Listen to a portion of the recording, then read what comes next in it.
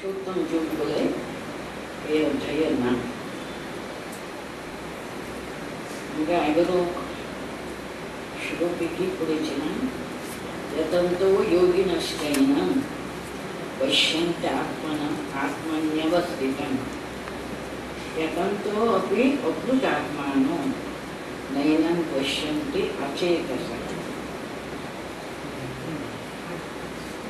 यतन्तो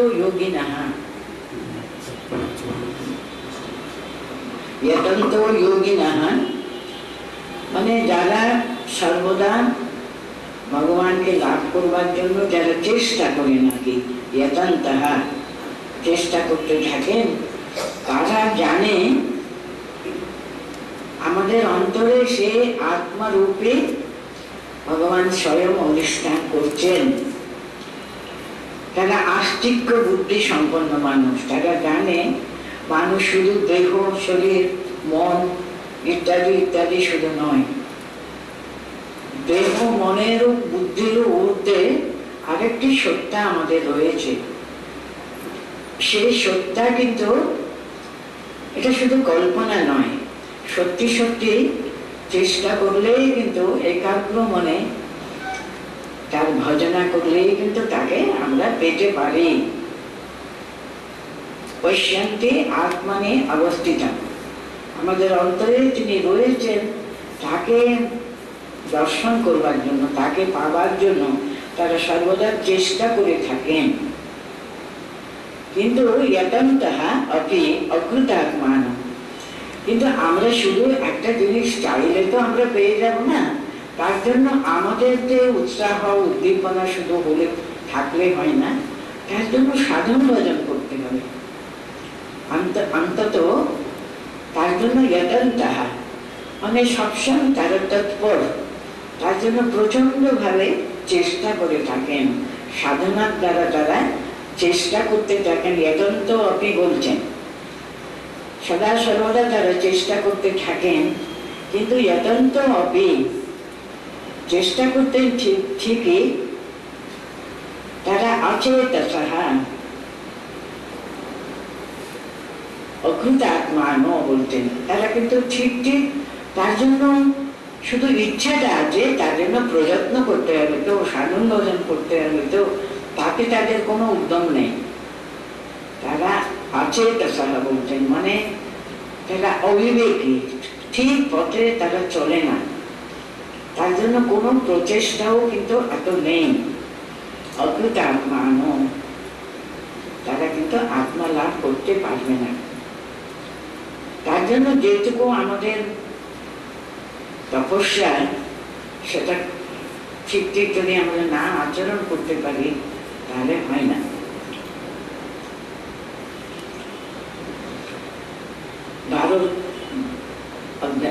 বারো শ্লোকটা পড়ছি আমি। यदादित्य गतं तेजो जगद् भासयते अखिलं यच्चन्द्रमसि तत्तेजो विद्धि मामकम्। আরেকটু এদিকে সরালে ভালো না? এদিকে দেখে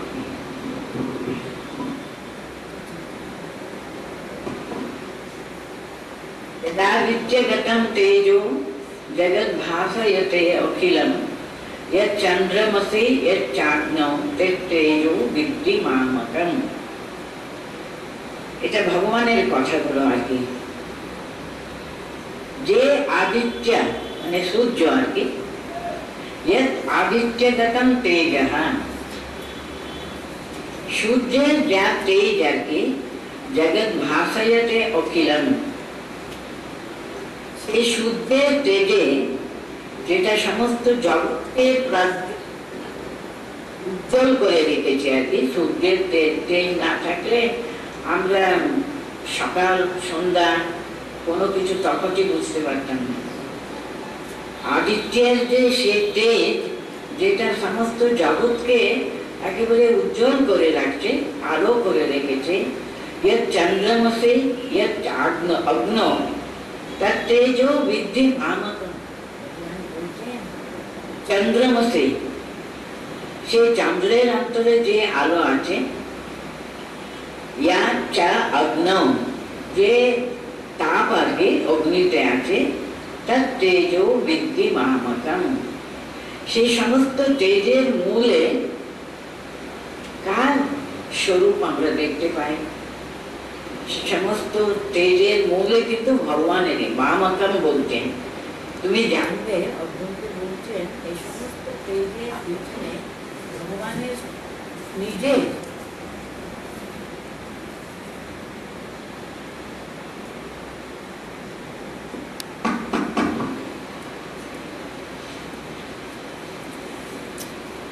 যেমন সূর্য স্বপ্রকাশক, যেমন চন্দ্র তাই। সূর্যের ভিতরে যেমন যে তেজ আছে আর কি, সে তেজ কিন্তু অনেক বেশি, সেখানে আগুনের মতো তাপটা কিন্তু অনেক। অথচ চন্দ্রের পিছনে যে চন্দ্রিমা, যে তার তেজ কিন্তু অত্যন্ত শীতল। আর অগ্নিতে দেখতে যাচ্ছে সমস্ত কিন্তু পিছনে কিন্তু ভগবানের নিজের, তার তেজও বৃদ্ধি মামাকান। যে তেজ সূর্যে, চন্দ্রে এবং অগ্নিতে আছে, সে তেজের মূল উৎসই কিন্তু ভগবানের নিজের। কেন এটা বলছেন? সূর্যের তেজে কি হয়, জগতের সমস্ত কিছু কিন্তু আমরা সূর্যের তেজের দ্বারাই কিন্তু উপকৃত হচ্ছে। সূর্য যদি কন্টিনিউয়াসলি 2-3 দিন যদি না থাকেন তো কত রকমের ক্ষতি। তখন এই পৃথিবীতে কত কি হয়ে যায় এই সময়। কিন্তু সূর্যের তেজ, চন্দ্রের তেজ সেরকম তাপদায়ক নেই ঠিকই, সেই তেজেরও কিন্তু অনেক অনেক উপকারিতা আছে। সেই চন্দ্রের তেজ অত্যন্ত শীতল, অথচ কিন্তু তার দ্বারা কত কি উপকার হয় জগতে। এতে আমাদের ধান টান যে কোনো সমস্ত রসালো জিনিস চন্দ্রের কাছেই পাওয়া যায়। চন্দ্রের তেজ কিন্তু বলা হয় সেটা রসস্বরূপ তিনি। চন্দ্রের আলো যদি না থাকতো, সেই ফলের ভিতরে রসটা পরিপক্ক হয় না। আর অনেক অনেক ধান্য টান্য ইত্যাদি ইত্যাদি ভিতরে তার যে আহারের জন্য যেটা আমাদের দরকার, সেসবগুলো কিন্তু পুষ্টি লাভ করতো না। এইভাবে আর কি চন্দ্রের যে জগতের কত উপকারিতা, ঠিক তেমনি সূর্যেরও তাই। আর আগুনের যে তেজ আর কি, সব কিছুর পিছনে ভগবানের তেজের কিছু কিছু অংশ আমরা দেখতে পাই। ভগবান যে সবকিছুর পিছনে আছেন, উনি সব কারণে কারণ তিনি কিন্তু তার যে বিশ্বানুগতা, তার যে উপকারিতা কিন্তু সর্বস্তরে আমরা দেখতে পাই। এর পেছনে কিন্তু ভগবানের সেই শক্তি রয়েছে, সেটা এই শ্লোকে আমরা বুঝতে পারি। আদিত্যগতম তেজঃ জগৎ ভাসায়তে অখিলম, এটা প্রধানের মধ্যে কি হয়? আদিত্যগতম তেজঃ, যে আদিত্যগতম তেজ জগৎ ভাসায়তে অখিলম, অখিল জগতে কিন্তু সে প্রভা, সে আলো পাচ্ছে। আবার বলছেন চন্দ্রমসে অগ্নম, চন্দ্রের ভিতরে যে সে আলো, অগ্নির যে তাপ, তার তেজো বৃদ্ধি মামকম। কি বলছেন? তুমি জানবে মামকম তেজ, আমার দ্বারাই কিন্তু এই সমস্ত, দেখুন চন্দ্রের ভালো আলো যদি সব এর ধান্য ইত্যাদি ইত্যাদি তৈরি হয়, পুষ্ট হয়ে, তারা কোথায় পারত না ভালো করে চন্দ্রের যদি আলো যদি না ওদের উপরে পড়ে। তার জন্য ভগবান এই কটা শ্লোকে উনি জানাতে চাইছেন আমাদেরকে তার কৃপায় কি করে সমস্ত জগতের ধন ধান্য ইত্যাদি তৈরি হওয়ার মূলে তারই কৃপা আছে, তারই শক্তি আছে, সেটা বলছেন। সবকিছুর পিছনে তার কৃপা, তার শক্তি, বিরাজ করছে সেটা উনি বোঝাতে চাইছেন। এরপরে শ্লোকেও তাই, গামা বিশ্বতে ভূতানি ধারয়ামি অহম ওজসা পুষ্টামি চৌষধি সর্বা সোমো ভূত্বা রসাত্মকঃ। এটা প্রোজার্ডের হবে ধারয়ামি অহম ওজসা। অহম গামা মিশ্যা, গামা মিশ্যা মানে পৃথিবীতে তিনি প্রবেশ করেন ভগবানের কৃপায় তিনি সে সূর্যের আলো আলো উনি একেবারে পৃথিবীর প্রবেশ করে তিনি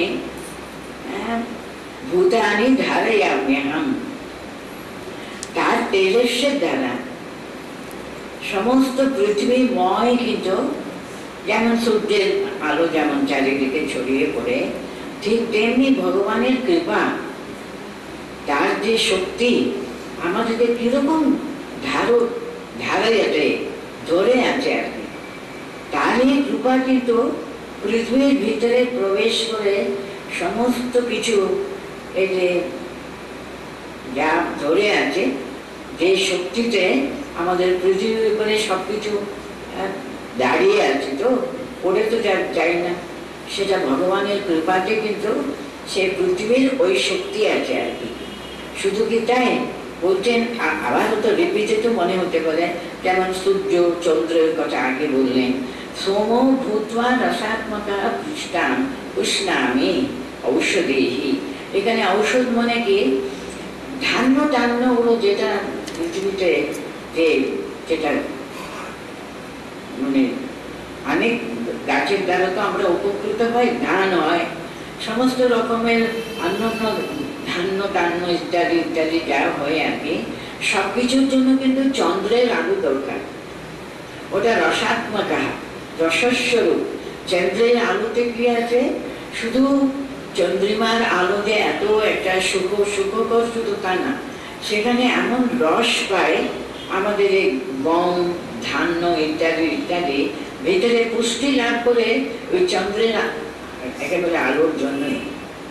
তার জন্য উনি বলছেন, আমরা তো প্রথম বললেন তার তেজে, আদিত্য গতম তেজ, আর চন্দ্রের চন্দ্রমসি চাগ্ন বলে তিনটে তেজের কথা বললেন। আর দ্বিতীয়তে কি বলছেন, যেমন সূর্যের আলো কেমন ভাবে সবকিছু আমাদেরকে ধরে আছে, ঠিক তেমনি চন্দ্রের আলোর দ্বারা কিন্তু সব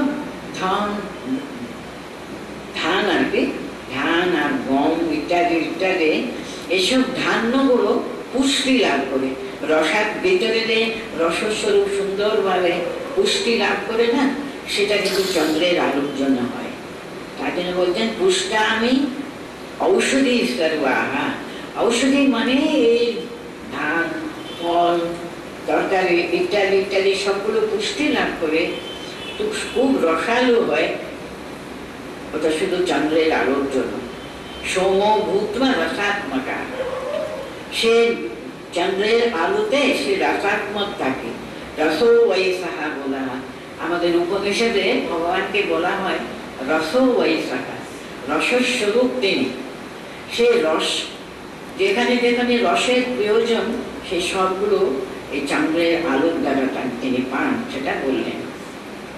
তাহলে কি হলো, গামা বিশ্বতে ভূতানি ধারয়ামি অহম ওজসা, আমার তেজস্বের দ্বারা আমি পৃথিবীতে প্রবেশ করে সকলকে ধরে আছি আমি।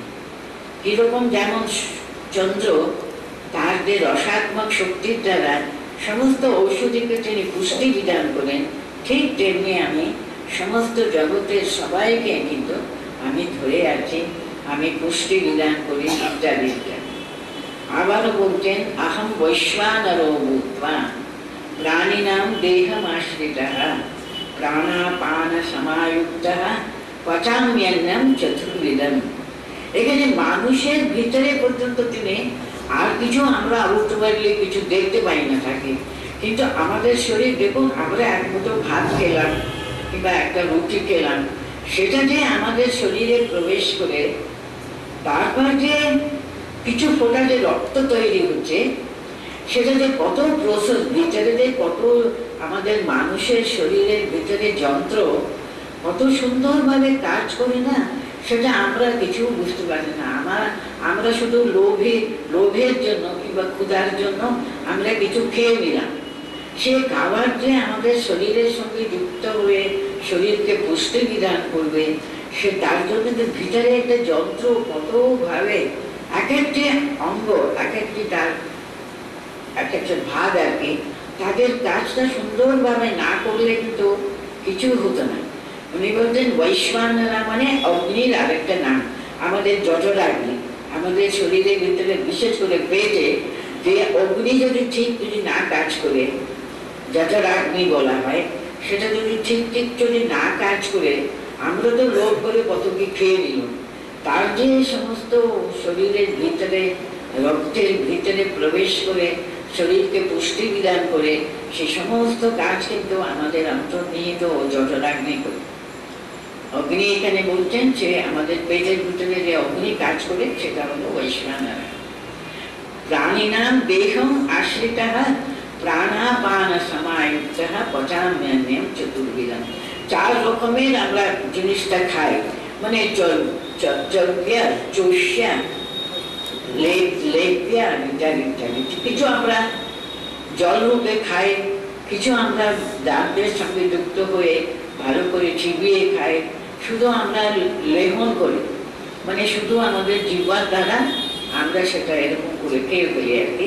এরকম 4 রকমের যে খাদ্য আছে, সব খাদ্যকে কিন্তু ওরা ভালো করে তার সঙ্গে সারটা নিয়ে আমাদের শরীরে পুষ্টি বিধান করবে, যা উপযুক্ত নয় সেটা বার করে দেবে শরীর থেকে। সবগুলো কিন্তু শরীর চালায়। আর পঞ্চপ্রাণ আছে আমাদের, প্রাণ, আপান, উদান, সমান ইত্যাদি ইত্যাদি। এই পঞ্চপ্রাণ কিন্তু আমাদের, আমরা তো খেয়ে নিলাম, সেই পঞ্চপ্রাণে কিন্তু সে পুষ্টি বিধান করে থাকে, ওইরকম ভাবে কাজ করতে থাকে। কত বড় একটা আশ্চর্য রকমের যন্ত্র আমাদের ভিতরে কাজ করে, সেটা সত্যি সত্যি আশ্চর্য লাগে। আহম মানে উনি সর্বব্যাপী। ভগবান যে আমরা শুধু সামনে ভগবানের চিন্তা করি আমরা, কিংবা কোনো ছবি আমাদের দেবতা, ইষ্ট দেবতাকে নিয়ে আমরা প্রার্থনা করি, তার সবকিছুর পিছনে এক ভগবান কিন্তু কাজ করে যাচ্ছেন। কত ভাবে উনি পৃথিবীতে শুধু না, আমাদের শরীরের ভিতরে বাইরে সব জায়গাতে উনি কিরকম ভাবে কাজ করেন সেটা বলা হচ্ছে। अहम वैश्वानरो भूत्वा प्राणिनां देहम आश्रितः प्राणापान समायुक्तः पचाम्यन्यं चतुर्विधम्। नेक्स्ट बोलते सर्वस्य चाहं हृदि सन्निविष्टो मत्तः स्मृति ज्ञानम् अपोहनं च वेदैश्च सर्वैरहमेव वेद्यो वेदान्तकृत् वेद विदेह चाहम। उन्हीं किरकम सर्वव्यापी, सर्वस्य चाहम हृदि सन्निविष्टो, आमी नेই এরকম কোথাও জায়গা নেই। अहम सर्वस्य, अहम चा सर्वस्य, आमी समस्त विश्वमय, বিশ্বের আমি নেই এরকম কোনো জায়গায় নেই। অনরণীয়াম মহতো মহীয়ান, এরকম তাকে বর্ণনা করা হয় না। তিনি অনুর ভিতরেও তিনি রয়েছেন, মহতের ভিতরেও তিনি রয়েছেন। তিনি নেই এমন একটা কোনো জায়গা নেই। अहम सर्वस्य हृदि सन्निविष्टः, সকলের অন্তরে তার হৃদয়ে আমি বাস করি। মত্তঃ স্মৃতি জ্ঞানম আপোহনং চ, আমার দ্বারাই কিন্তু মানুষ ওই যে স্মৃতি শক্তি লাভ করে। ভগবত শক্তি কিন্তু স্মৃতি রূপে আমাদের কাজ করে। কিন্তু স্মৃতি জ্ঞানম আপোহনং চ, মানুষের যে স্মৃতি শক্তি আর জীবের যে স্মৃতি শক্তি, জ্ঞানের শক্তি, সবাই পিছনে কিন্তু ভগবানেরই কাজ আছে। তাই তিনি আমাদের অন্তরে দৃঢ়ভাবে রয়েছেন বলে আমরা এই স্মৃতি শক্তি অর্জন করতে পারি। আমাদের অন্তরে স্মৃতি রূপে আর জ্ঞান রূপে। আর আবার বলছেন মাত্রাহা স্মৃতি জ্ঞানম আপোহনঞ্চ। আমরা স্মৃতি শক্তি জ্ঞান শক্তি হারিয়ে ফেলি। জ্ঞান শক্তিটা কেন আমরা হারাই? আমরা অন্তরে অন্তরে এত জ্ঞানকে আশ্রয় না করে যদি আমরা অজ্ঞানকে আশ্রয় করে থাকি, আমাদের অন্তরে এত মোহ, তাকে আমরা যদি আশ্রয় করে থাকি, জ্ঞান সূর্যের মতো আমাদের সামনে আছে, আমরা সেটা গ্রহণ করতে রাজি নয়। আমরা আমাদের ইচ্ছা মতো, আমাদের মোহ যেদিকে আমাদেরকে টানে সেদিকে আমরা মোহিত হয়ে সেদিকেই যাচ্ছি। কিন্তু জ্ঞান আমাদের অন্তরে রয়েছে, তাকে যদি আমরা সর্বদা চেষ্টা করি জ্ঞানটা বৃদ্ধি করবার জন্য কিংবা জ্ঞান আহরণ করবার জন্য যদি চেষ্টা করি, আমরা আরো আরো আরো ভগবত জ্ঞানে যে সত্য, সেই পরম সত্যকে লাভ করবার জন্য যদি আমরা চেষ্টা করি। এই যে এত এত সায়েন্টিস্ট সবাই কত কি আবিষ্কার করেছে, মানুষ তো করেছে, মানুষের অন্তর্নিহিত শক্তির দ্বারাই ওই সবগুলো তো একেবারে ওরা আবিষ্কার করতে পেরেছে। কিন্তু সাধারণ মানুষ সেদিকেই যাবে না, সে ওদিকে এগোবার কোনো চেষ্টাই করবে না। অথচ ওদের কাছে এসব কত আশ্চর্য লাগে। অথচ মানুষের দ্বারা তো সবকিছু আবিষ্কার হয়েছে। তার জন্য বলছে আমি জ্ঞান রূপেও আছি আর অজ্ঞান রূপেও আছি। মাত্রা স্মৃতির জ্ঞানম আপোহনঞ্চ, মানে তারা যে লুপ্ত হয়ে যায় তাকে আমরা এতটুকু কিন্তু আরো আরো বাড়াবার কোনো চেষ্টাই করছি না। সেই মানুষের অন্তরে তিনি রয়েছেন, আমরা তার দিকে কোনো কিছু মন দিই না। জ্ঞান তো আমাদের অন্তরেই রয়েছে, জ্ঞানের স্বরূপ সে ভগবান সর্বদা সেখানে চাইছেন আরো বেশি প্রকাশিত হবার জন্য। তার জন্য আমাদের কোনো চেষ্টা নেই, যত্ন নেই, তাহলে কি করে প্রকাশিত হবে? তার জন্য আপোহনঞ্চ আহম, তার যে লোপ আছে কিংবা লুপ্ত হয়ে আছে সেটাও উনিই কিন্তু। আবার বলছেন বেদৈশ্চ সর্বৈ রাহমেব বেদ্য, বেদের ভিতরে যে বিরাট বিরাট জ্ঞান রূপী তিনি রয়েছেন, সেটাকে আমরা চেষ্টা করেছি কোনোদিন সেটা আয়ত্ত করবার জন্য, সেটা জানবার জন্য। আমাদের বেদ বেদান্ত কি বলছে ভগবত সম্পর্কে আমরা কিছু না জেনে কিছু না পড়ে জানবার জন্য কোনো চেষ্টাও না করে শুধু তাকে আমরা বলছি ওসবগুলো আজুবে গল্প, ওখানে কোনো সত্য নয় বলে আমরা এমনি বলে দিলাম, কিন্তু আমরা চেষ্টা করিনি। কিন্তু সেটা অর্জন করবার জন্য চেষ্টা নেই, সেটা আয়ত্ত করবার জন্য কোনো আমাদের ধারণা করবারও আমাদের শক্তি নেই। তারপর তো ওদের সব অর্জনা করবার জন্য শক্তি, তার জন্য আমাদের জন্য তার জন্য চেষ্টা করতে হবে। তো জ্ঞান অর্জন করা, বিশেষ করে বেদ বেদান্ত ভালো করে স্টাডি করে তার ভিতরে কি সত্য আছে সেটা জানা আর কি, জানবার জন্য। মানে উনি বলতে চাইছেন আত্মা রূপী তিনি, চৈতন্য রূপী তিনি আমাদের সকলের অন্তরে আছেন, প্রকাশ করবার জন্য তিনি তো উন্মুক্ত সবসময়। আমরা সেসবগুলো চেষ্টা করি না।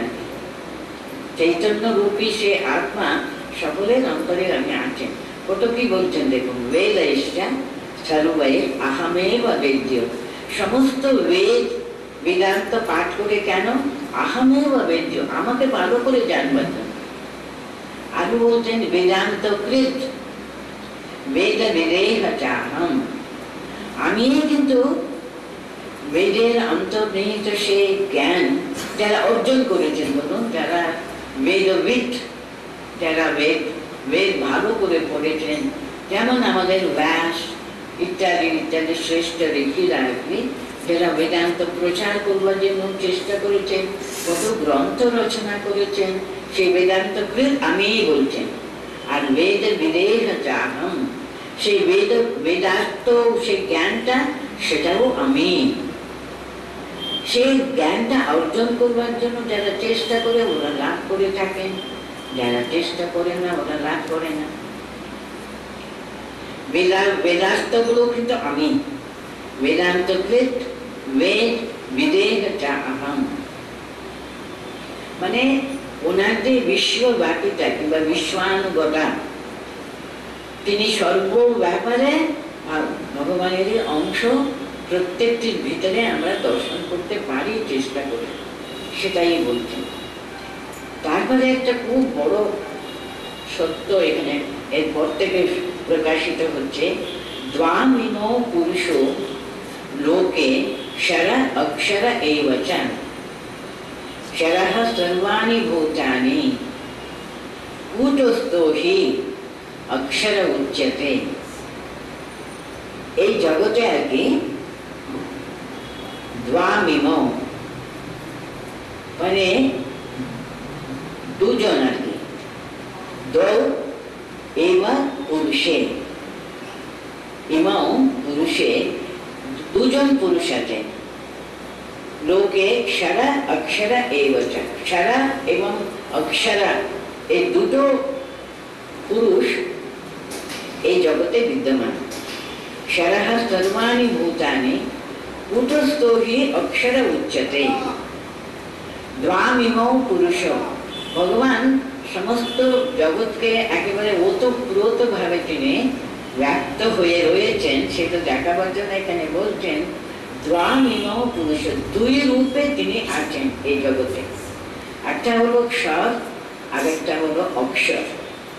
क्षरा अक्षरा, क्षरा হলো क्षरः सर्वाणि भूतानि, সকলের অন্তরে কিন্তু ভগবৎ স্বরূপ সে পরমাত্মা কিন্তু জীবাত্মা রূপে সকলের অন্তরে তিনি অবস্থান করেন, ক্ষর পুরুষ বলা হয়। অক্ষরা মানে কি, क्षरः सर्वाणि भूतानि कूटस्थः अक्षर उच्यते। তিনি এক সর্বান্তর্যামী, তিনি সে সর্বমুখী সর্বান্তর্যামী অক্ষর পুরুষ, তিনি সকলের অন্তরেও কিন্তু জীবাত্মা রূপে রয়েছে। কেননা আমরা এতগুলো মানুষ এখানে আছি, প্রত্যেকটি কিন্তু প্রত্যেকটিতে আলাদা, তো কিন্তু উনি যেমন সকলের ভিতরে ক্ষর রূপে আছেন, জীবাত্মা রূপে আছেন, কূটস্থ ভাবে তিনি এক ভাবে আছেন, সকলের অন্তরে তিনি অন্তর্যামী রূপে আছেন, আবার তিনি সর্বব্যাপী, তিনি সর্বান্তর্যামী, সেইভাবে তিনি হলেন অক্ষর রূপ। উনি এক, এখানে ভাগ হয়ে আমাদের দেখাচ্ছে উনি বিভিন্ন মানুষের অন্তরে, ওদের তো বিভিন্ন স্বভাব, বিভিন্ন চরিত্র, তার পিছনে কিন্তু ওই পরমাত্মাই রয়েছে। উনি সকলের অন্তরেও আছেন, এক হয়েও রয়েছেন।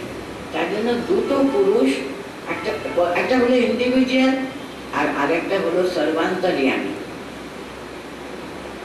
এইভাবে উনি এখানে দুটো পুরুষের কথাটা বলছেন। দ্বাম ইমৌ পুরুষৌ লোকে ক্ষর অক্ষর এব চ, ক্ষরः সর্বাণি ভূতানি, জীবাত্মা রূপে সমস্ত শরীরে উনি আছেন।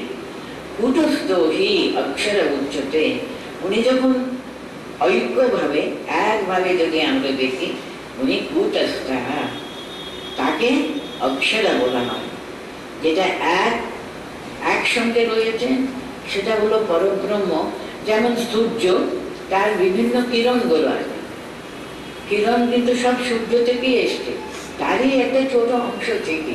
যেমন সমুদ্র, আর তার উপরে যে সমস্ত আমরা দেখতে পাচ্ছি বিভিন্ন একেবারে ডিফারেন্ট একটা ঢেউ বড় আর কি, খুব উঁচু ঢেউ উঠছে, কেউ ছোট ছোট, কেউ বিরাট বড়, কিন্তু সেসবগুলো ইন্ডিভিজুয়ালস হলো। কিন্তু তিনি ইউনিভার্সাল রূপে সেই সমস্ত জলরাশি, তিনি ঠিক ওই রকমই আর কি। একটা হলো सर्वाणि भूतानि, क्षरः सर्वाणि भूतानि कूटस्थो हि अक्षर उच्यते। কি সুন্দরভাবে একটা উপমা দিয়ে উনি কেমন ভাবে আমাদের কাছে তুলে ধরছেন। দেখুন, তিনি প্রত্যেকটির অন্তরেও তিনি রয়েছেন, তারপরে ঐক্য রূপে কূটস্থ, এক সঙ্গে সম্মিলিত ভাবে। যেমন এখনই বললাম আমি সমুদ্র, তার ঢেউগুলো আর কি, ঢেউয়ের রূপে আমরা সমুদ্রকে শুধু দেখে কি হিল্লোল কল্লোল বলতে থাকি, অথচ কিন্তু সে বিশাল সে জলরাশি আর কি, তাকে সমুদ্র বলে, সেরকম উনি এখানে আমাকে বুঝাচ্ছেন।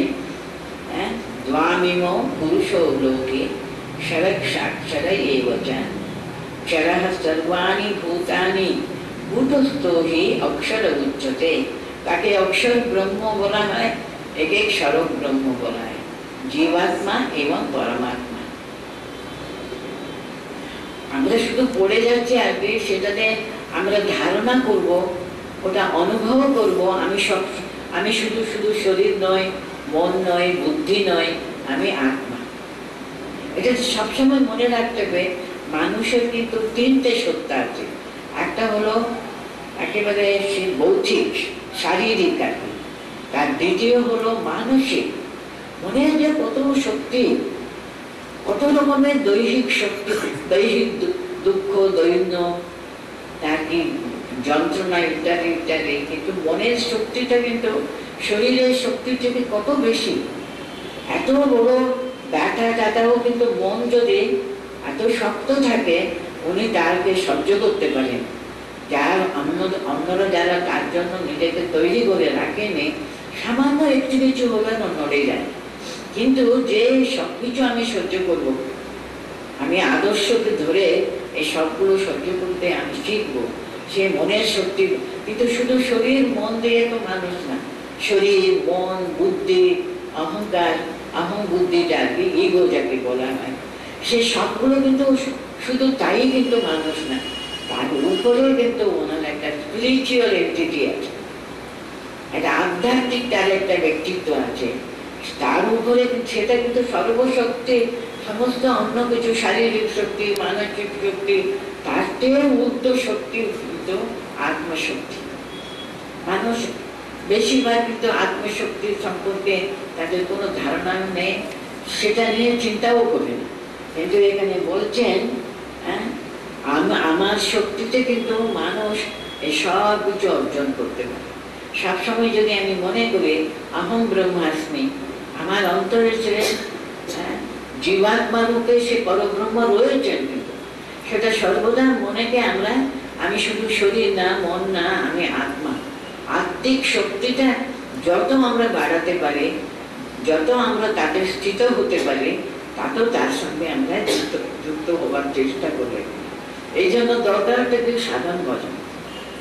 আমরা অনেক সময় মনে করি না, যারা এসবগুলো কি করবো না, এটা কি সত্য নাকি, ওরা বিশ্বাসই করে না। কিন্তু সত্যি সত্যি মানুষের অন্তরে জীবাত্মা রূপে সমস্ত জীব জন্তু প্রাণী গাছতলা সমস্ত কিছুর ভিতরে কিন্তু সে পরমাত্মা শক্তি কিন্তু সর্বত্র টেনে রয়েছেন। সেটাই বলছেন উনি, গামিম পুরুষ লোকে, যখন এই যে পরম সত্যটা এখানে উনি অক্ষর ব্রহ্ম, অক্ষর ব্রহ্ম, তার উপরে উনি বলছেন উত্তম। আমি পড়বো এখানে, উত্তম পুরুষস্থান এখানে বলতে, গামিম পুরুষ হতো হলো তো क्षरः सर्वाणि भूतानि कूटस्थो हि अक्षर उच्यते।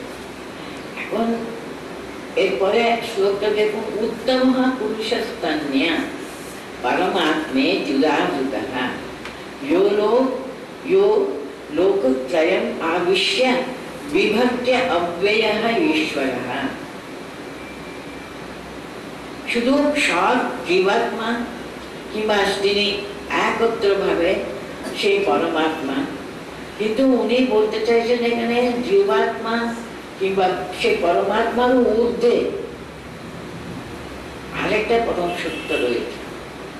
এদের যে উনি এত উত্তম, তিনি মানে যে শক্তি সমস্ত জগৎকে পরিব্যাপ্ত করে রয়েছে, আরো ঊর্ধ্বে যে শক্তির দ্বারা জীবাত্মা কিংবা সকলের সঙ্গে অক্ষরাত্মা, এই দুটোরও উপরে কিন্তু উত্তম পুরুষ তু অন্যান্য বলছেন।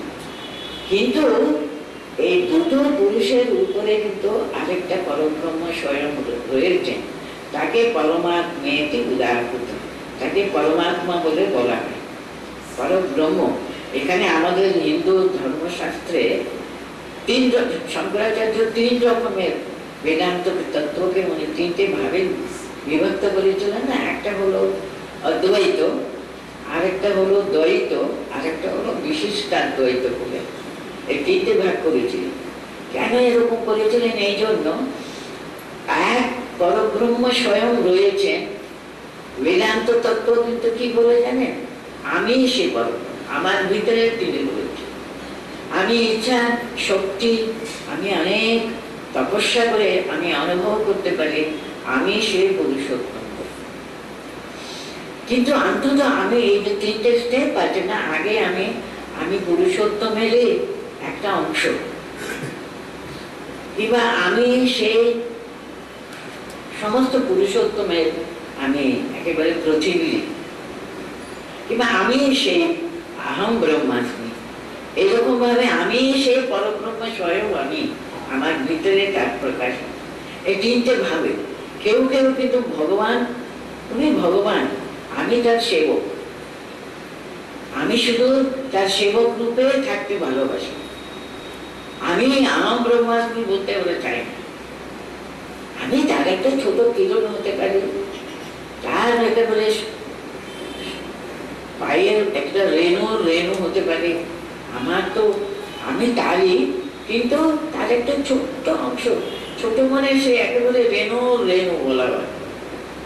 এরকম ভাবে বিভাগ করতে কেউ কেউ ভালোবাসে, আমি ব্রহ্ম বলতে ভালোবাসি না, আমি তার সেবক রূপে তাকে সেবা করব, তার সমস্ত এই করবো, তারই হয়ে সকলকে সাহায্য করবো, এই করবো সেই করবো, তার কাজ করে আমি ধন্য হব। এইভাবে বিভিন্ন ভাবে মানুষ চিন্তা করে বলে এখানে প্রথম বলছেন অক্ষর, তারপরে উত্তম পুরুষ মানে খর পুরুষ, অক্ষর পুরুষ, তারপরে উত্তমঃ পুরুষোত্তম তিনি, উত্তমঃ পুরুষস্তু অন্যঃ পরমাত্মেতি উদাহৃতঃ यो लोकत्रयम् आविश्य विभक्ति अव्यय ईश्वर। তিনি অব্যয়, তিনি ঈশ্বর, তিনি এমন ঈশ্বর কি তিনি অব্যয়, অক্ষর পরব্রহ্ম স্বয়ং তিনি। আর এই দুই পুরুষের ঊর্ধ্বে তিনি বলে পুরুষোত্তম। পুরুষোত্তমকে আমরা কি করব? আমরা ভয়ে ভয়ে ঘুরে ঘুরে রাখবো না। আর আমি একেবারে তার সঙ্গে একেবারে অন্য, আমি কখনো সে ভগবান হইতে পারবো না, আমি তার দাস, আমি তার সেবক, এরকম একটা পার্থক্য রাখতে চাই কেউ কেউ।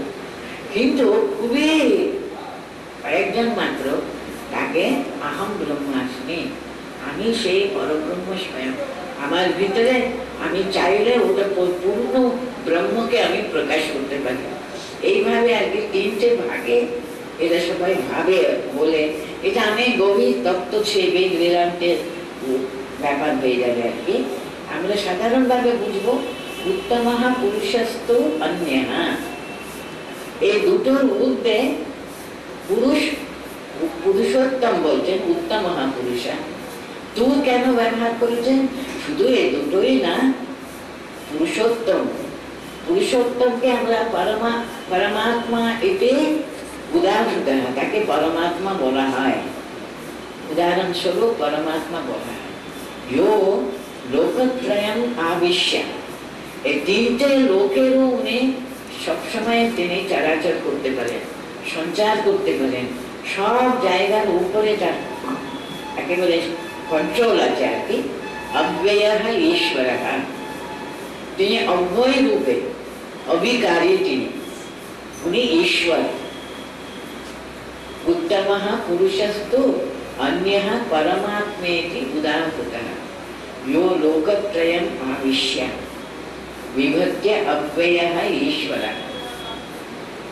উনি সমস্ত জগতের ঊর্ধ্বে রয়েছেন, সমস্ত জগৎ তার বিভাগ, তার মানে তারই প্রকাশ।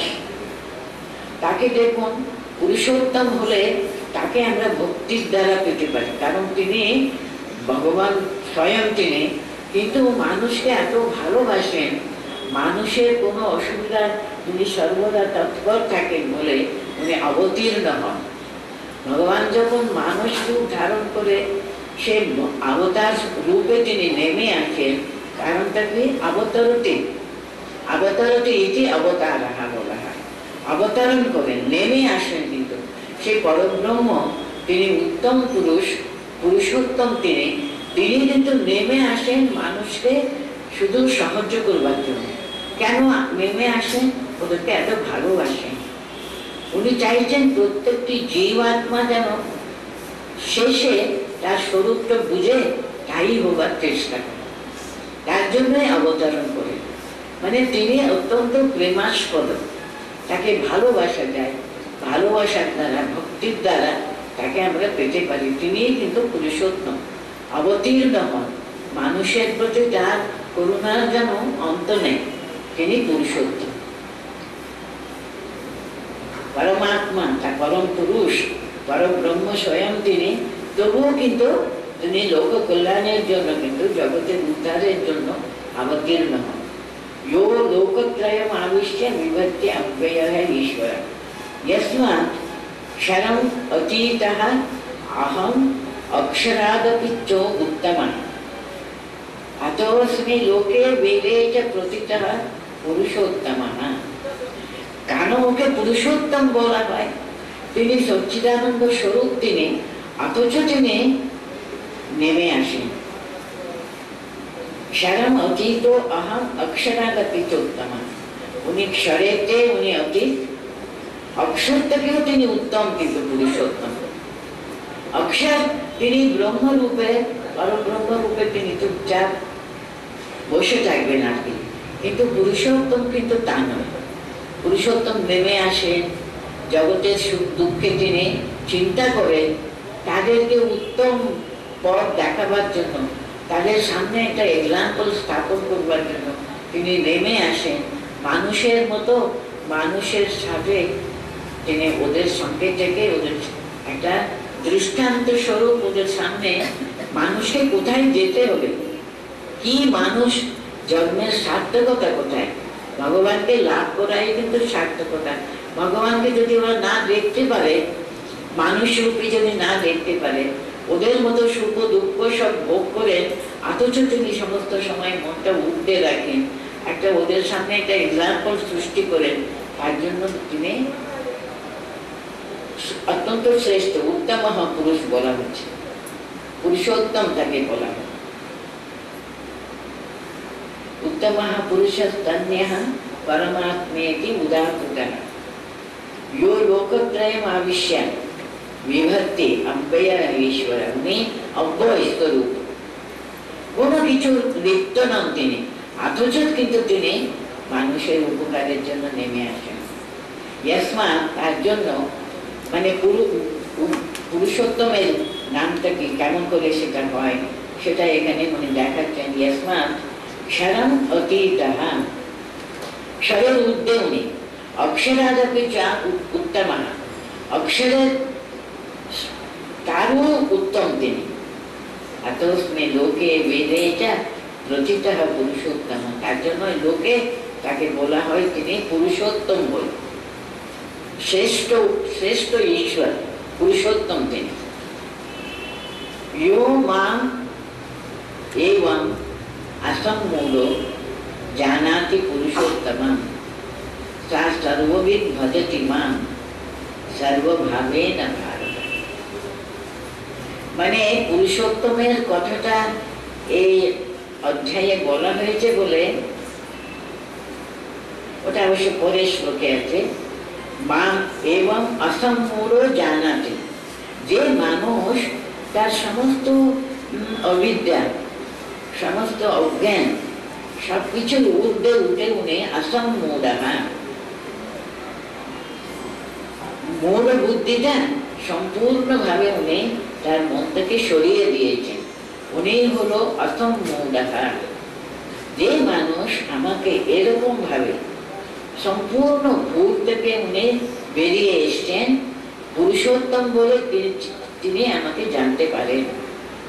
তিনি সর্ববিদ ভজতি মাম, সর্বভাবেন সর্ববিদ ভজতি মাম ভারত। হে ভারত, মানে অর্জুনকে সম্বোধন করে বলছেন, তো তাদের বলছেন এখানে, দেখো আমাকে এইভাবে যদি কেউ জানে, জীবাত্মা রূপে একটা হলো, না না না, উনি সব জীবাত্মার যেটা সমগ্র জীবাত্মা এক করে অক্ষর, সব জীবাত্মা ওর কাছ থেকে বেরিয়ে এসছে।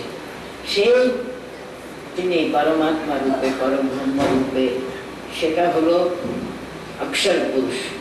কিন্তু আমাকে পুরুষোত্তম রূপে যে জানে, উনি এত বড় মহৎ হলেও তিনি কিন্তু মানুষের সাহায্য করবার জন্য, মানুষকে হাত ধরে পরম ধামে নিয়ে যাবার জন্য, মানুষের দুঃখে দুঃখিত হয়ে, মানুষ এরকম এমন দুর্দশা প্রাপ্ত হয়েছে, নিজের স্বরূপটা ভুলে গিয়ে এমন শুধু বিষয় বাসনা নিয়ে এই জাগতিক সুখ দুঃখ নিয়ে মত্ত হয়ে রয়েছে, শুধু জাগতিক সুখ উপভোগ করবার জন্য সর্বদা ব্যস্ত হয়ে রয়েছে, তার চেয়ে মনটাকে উর্ধে তুলতেই পারছে না।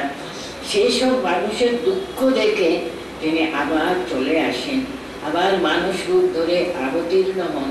সে পুরুষোত্তম রূপে যে আমাকে জানে, যে সেইভাবে ভজনা করে, উনি কিন্তু আমাকে সর্বভাবে না ভজতি, উনি সর্বশ্রেষ্ঠ ভক্ত, সেটা বলবার জন্য বলছেন সর্বভাবে না ভারত ইয়ো মাম অসম্মূঢ়ঃ। কোন রকমের সেখানে ভুল ভ্রান্তি আর নেই। জানাতি পুরুষোত্তম, যদি আমরা সত্যি সত্যি ভাবে সে ভগবান আছেন, ভগবান আমাদের দুঃখ দৈন্য উনি জানতে পারছেন, তিনি আবার আমাদের জন্য আমাদের মধ্যে আসেন, অবতীর্ণ হন, তার যে হাইয়েস্ট সেই অবস্থাটা ছেড়ে উনিও মানুষের রূপে মানুষের কাছে আসেন, সেই যে ওরকম ভাবে আমাকে ভালোবাসেন আর কি, সে ঠিক ঠিক আমাকে যথার্থ ভাবে ভজনা করেন। সর্বভাবে না মাম ভজতি, ইনি বলেন সর্ববিদ, উনি ঠিক ঠিক জানেন ভগবানের সম্পর্কে, আর উনি আমাকে এই ঠিকভাবে ভজনাও করেন। উনি কিন্তু আমাকে অসম্মূঢ়ঃ পুরুষোত্তম বলে আমাকে জেনেছেন। দেখুন, একটা অধ্যায়টা শুধু, এটা তো 15 চ্যাপ্টার, তো এটা অধ্যায় মাত্র। উনি এখানে বলছেন ইতি গুহ্যতমম শাস্ত্রম ইদম উক্তম ময়া নঘ এতদ বুদ্ধ্যা বুদ্ধিমান স্যাৎ কৃতকৃত্যেশ্চ ভারত। ইতি কখন মানুষ যোগ দেয়, সেটা হলো যেটা শেষ হয়ে গেল, এটাই শেষ কথা, এটাই আমার পরম জ্ঞান স্বরূপের কথা। যখন শেষ করবার সময়, গীতা কিন্তু এখনো 18 অধ্যায়, এখনো বাকি 3টে অধ্যায় আছে। উনি এখানে ইতি বলে দিচ্ছেন, কারণ এটাই হলো সর্বশ্রেষ্ঠ বিদ্যা। ভগবান আমাদের সকলের ভিতরে জীবাত্মা রূপে আছেন। ভগবান কিন্তু সমস্ত জগৎকে সৃষ্টি করেছেন, পালন করছেন, পরিচালনা করছেন। এটা হলো তার চেয়ে আরেকটু উচ্চ জ্ঞান। কিন্তু সর্বশ্রেষ্ঠ জ্ঞানটা কি? ইয়ো মাম অসম্মূঢ়ং জানাতি পুরুষোত্তম। তিনি শুধু অনেক দূরে আকাশে কোথাও বসে আছেন, তিনি কোনো কিছু জগতের কোনো ব্যাপারে তোমার কোনো মাথা ব্যথা নেই, সেরকম না ভেবে উনি পুরুষোত্তম, কিন্তু উনি আমাদের এত কাছে কাছে আছেন। আমাদের সুখে তিনি সুখী, আমাদের দুঃখে তিনি দুঃখী। শুধু তা না, উনি সে নিজের সচ্চিদানন্দ স্বরূপ হয়ে নিজের আনন্দে নিজে মগ্ন হয়ে থাকতে পারেন, তা না করে তিনি পুরুষোত্তম রূপে কিন্তু তিনি সর্বদা জগতের সুখ দুঃখে ভাগ নেবার জন্য নেমে আসেন আমাদের উদ্ধার করবার জন্য অবতীর্ণ হন। তার জন্য যুগাবতার রূপে যখন তিনি আসেন, তাকে যে বুঝে নেওয়াটা খুব মুশকিল। তিনি যদি না বুঝান, কারোর সাধ্য নয় তাকে এরকম ভাবে পুরুষোত্তম রূপে তাকে যান। এখানে পুরুষোত্তম এইভাবে জেনে তিনি ঠিক ঠিক ভাবে জেনেছেন, তো তার জন্য শেষে উনি এই একটি অধ্যায়কে যেন একটা পুরো গ্রন্থের সম্মান দিচ্ছেন। ইতি গুহ্যতমম শাস্ত্রম, আমাদের এই 15 অধ্যায়ে যা বলা হয়েছে সেটা হলো গুহ্যতম, সর্বশ্রেষ্ঠ, সিক্রেট ব্যাপার না, এটা সিক্রেট। গুহ্য কথাটা কেন ব্যবহার করছেন? এটা এমন একটা সিক্রেট, কাউকে বলতে নেই সেই কথা না। সিক্রেট কেন? যেমন আপনারা যারা দীক্ষা নিয়েছেন জানেন, মন্ত্রটা ওরকম দড়ি ধরে বলতে নেই, ওটা অত্যন্ত সিক্রেট, ওটা আমাদের প্রাণের অন্তরে কিন্তু ওটা পোষণ করতে হবে। প্রাণের যে অতি নিকটতম আমাদের ওটা সর্বশ্রেষ্ঠ, সেটা হলো শ্রেষ্ঠ বলে তাকে গুজ্জতম এই কথাটা ব্যবহার করা হয়েছে। এত সর্বশ্রেষ্ঠ এই শাস্ত্র, এই কথাটা এই অনঘ, উনি মহানঘ অনঘ বলে সম্বোধন করেছেন অর্জুনকে। অনঘ মানে কি? সম্পূর্ণ পাপ থেকে তিনি মুক্ত হয়ে গেছেন। হে অনঘ, অর্জুন তাকে উদ্দেশ্য করে বলছেন, তোমার কাছে এটা অত্যন্ত সিক্রেট কথাটা এই অধ্যায়ে তোমাকে আমি বললাম। এই যে পুরুষ, অক্ষর পুরুষ, খর পুরুষ আর পুরুষোত্তম, এই জ্ঞানটা হলো সর্বশ্রেষ্ঠ জ্ঞান। ভগবান প্রত্যেকটি মানুষের অন্তরে জীবাত্মা রূপে তিনি আছেন, আর তিনি কিন্তু জগতের সৃষ্টি স্থিতি পালন ইত্যাদি ইত্যাদি করেন। সেই পরব্রহ্ম স্বরূপ তিনি আবার মানুষের মধ্যে আসেন, মানুষকে ত্রাণ করবার জন্য, পরিত্রাণায়া। এটাই তো আমরা আগে করেছি। কেন তিনি আসেন? জগৎকে পরিত্রাণ করবার জন্য, উদ্ধার করবার জন্য। তাদেরকে আশা ভরসা দিয়ে সমস্ত মানুষ কিন্তু তার অন্তর্নিহিত সেই পরব্রহ্মকে তারা প্রকাশ করতে পারেন। সেই শক্তি ওদের ভিতরে রয়েছে। ইচ্ছা করলে তিনি তরতর করে তার লক্ষ্যের দিকে এগিয়ে যেতে পারেন। সেই জিনিসটা বারে বারে জানাবার জন্য, তাদেরকে বুঝাবার জন্য তিনি নেমে আসেন। প্রত্যেকটি আত্মাকে তিনি এত ভালোবাসেন, জীবাত্মাকে উদ্ধার করবার জন্য তিনি নেমে আসেন। এই যে উনি নেমে যখন আসেন অবতার রূপে, তিনি পুরুষোত্তম বলে তাকে বলা হয়। এই সিক্রেট, অত্যন্ত সিক্রেট কথা তোমাকে আমি শাস্ত্রমিদম উত্তম মায়া, এই একটা অধ্যায়কে তিনি একটা শাস্ত্রের মর্যাদা দিয়েছেন, একটা শাস্ত্রের মর্যাদা দিচ্ছেন। এটি গুহ্যতম শাস্ত্রম ইদম উত্তম মায়া নামে। এটা বুদ্ধিয়া বুদ্ধিমান শাস্ত্র। এটা কিন্তু তুমি জানলে না, তুমি তো বুদ্ধিমান। এটা কিন্তু সবসময় মনে রেখে কৃতকৃত্যে ভালো মানুষ যখন তাকে চিনতে হবে। তো দেখুন, উনি যখন রামকৃষ্ণ রূপে এসেছিলেন, আরো ভগবান কৃষ্ণ যখন জীবিত ছিলেন, কজন তাকে চিনেছিল বলুন? কজন তাকে ঠিক ঠিক চিনেছিলেন? দুর্যোধনের কাছে ভগবান কৃষ্ণ এসেছেন, উনি পাণ্ডবদের দূত হিসেবে এসেছিলেন। তো তখন ভীষ্ম যারা ছিলেন, যারা জ্ঞানী উনি মানুষ, তারা একজন দুজন তাকে ভগবান বলে চিনেছিলেন। কিন্তু সেই দেখুন, ওখানে তো দুর্যোধন ছিলেন, তিনি ভাবছেন এই কৃষ্ণ তো পাণ্ডবদের অত্যন্ত ওদের শক্তি স্বরূপ হলেন এই কৃষ্ণ।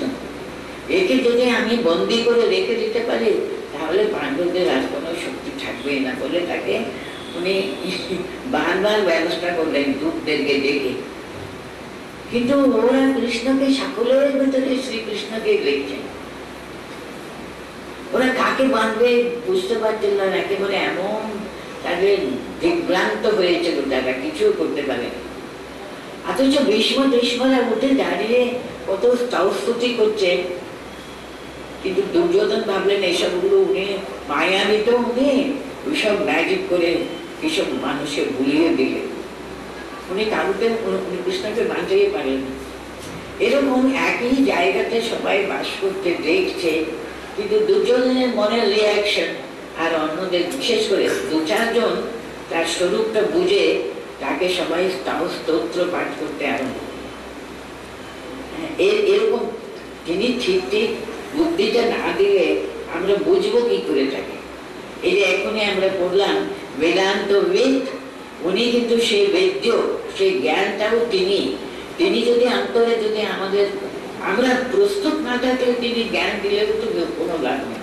এই যে তিনি দর্শন দিলেন, উনি কৃষ্ণ রূপে সকলের ভিতরে তিনি আছেন, সেরকম ভাবে প্রকাশিত হলো। সেই যারা ওকে বন্দি করতে এসেছিলেন, বেঁধে রাখতে এসেছিলেন, তারা তাকে চিনতেও পারলো না, কাকে বাঁধবো তাও বুঝতে পারল। আর দুর্যোধন তো উনি শুধু মায়াবী বলে ওকে একেবারে তাচ্ছিল্য করলেন। শুধু দু একজন যারা ভগবানকে ঠিক ঠিক বুঝতে পেরেছেন, যেমন ভীষ্ম টিষ্ম উঠে দাঁড়িয়ে স্তোত্র স্তুতি করতে আরম্ভ করলেন। তাহলে ওকে চিনতে হবে তো, তার জন্য গুহ্যতমম বলছেন। সেটা প্রকাশিত হলেও আমরা ঠিক ঠিক জ্ঞান যদি না থাকে বুঝতে পারবো না। গুহ্যতমম শাস্ত্রম ইদমুক্তম মায়া নগ, আমি তোমাকে এই পরম শ্রেষ্ঠ পরম অত্যন্ত শুদ্ধ শ্রেষ্ঠ তত্ত্ব আমি তোমাকে শাস্ত্রের সমানিত বললাম। এটা বুদ্ধিয়া বুদ্ধিমান কৃতকৃত্যে ভারত, এটা ঠিক ঠিক ভাবে বুঝতে পারলে তিনি একেবারে তার জীবন সার্থক হলো, কৃতকৃত্য হলেন। তিনি বুদ্ধিমান কৃতকৃত্যে ভারত। মাত্র 20টা শ্লোক আছে, অথচ এটা গীতায় একটা সর্বশ্রেষ্ঠ অধ্যায়। আমরা যেটুকু করলাম আজকে সেটা আবার একবার পড়ে নিই।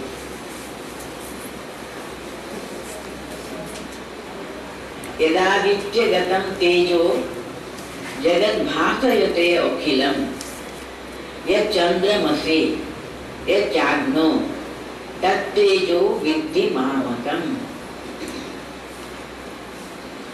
गामाविश्य च भूतानि धारयामि अहम् ओजसा पुष्णामि चौषधीः सर्वाः सोमो भूत्वा रसात्मकः